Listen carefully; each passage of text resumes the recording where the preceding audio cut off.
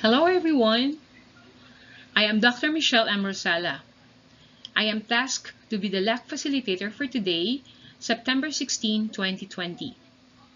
I will talk about Lesson 2, Activity 2, entitled Unpacking the Most Essential Learning Competencies, or the MELCs. I will share to you my observation when I compare the K-12 competencies with that of the MELCs of the subject, disciplines and ideas in the social sciences, or these. What you will see in my presentation are just my humble opinion regarding the topic. Your comments, questions, reactions, and suggestions are very much welcome. So, if you are ready, let us begin. In this slide, I have listed here the 3 K-12 competencies. First, define the social sciences as the study of society. Second, distinguish social and natural sciences and humanities. Third, compare and contrast the various social science disciplines and their fields, main areas of inquiry and methods. So I observed that these K-12 competencies were all merged under the MELCs, because in the MELC you can see this one MELC that says differentiate the nature and functions of social science disciplines with the natural sciences and humanities.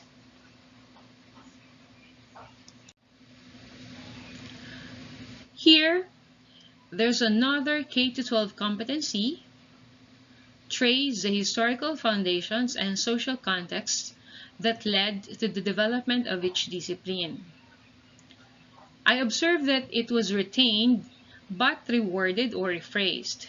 Under the MELC, it says here, explain the major events and its contribution that led to the emergence of the social science disciplines.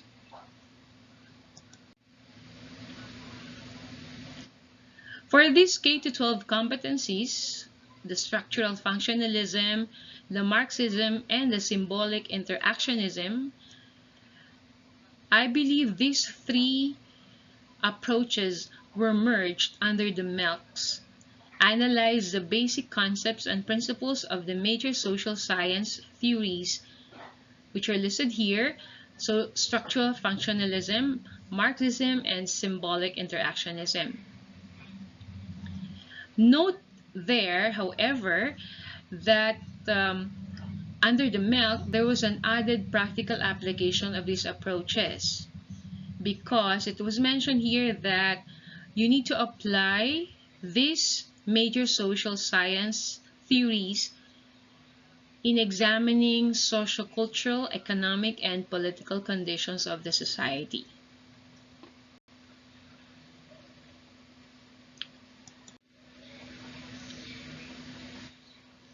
For this one, K-12 competency, psychoanalysis, analyze the psychodynamics of the person's personality in terms of id, ego, and superego. I believe it was dropped in the MELC.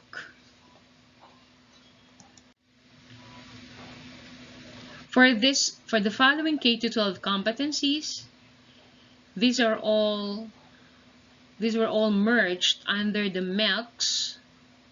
Analyze the basic concepts and principles of the major social science ideas.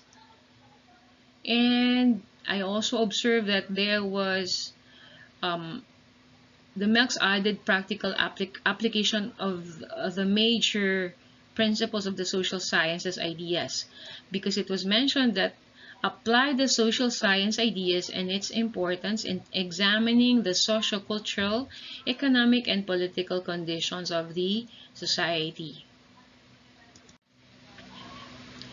This one, K-12 competency, examine the social ideas of Filipino thinkers starting from Isabelo de los Reyes, Jose Rizal, and other Filipino intellectuals. It was retained under the MELC. because it's mentioned in the MELC that there's a need to examine the key concepts and ideas of Filipino thinkers in the social sciences rooted in Filipino languages and experiences.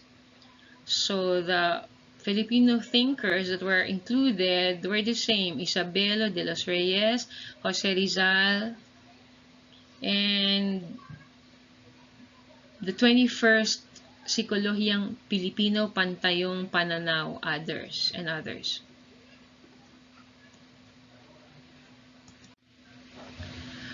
Under this K-12 competencies, value the role of interpersonal relations in Philippine culture, evaluate the person's personality using the core values of Psikolohiyang Pilipino.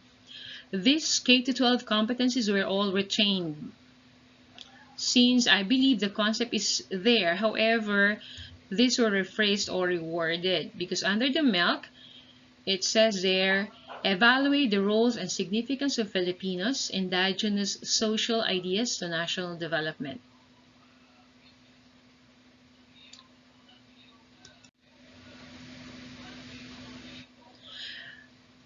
While these two K-12 competencies were dropped under the MELC. So what are these K-12 competencies?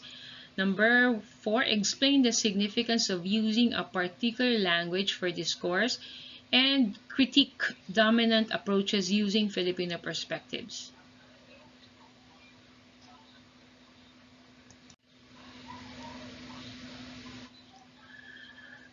While these three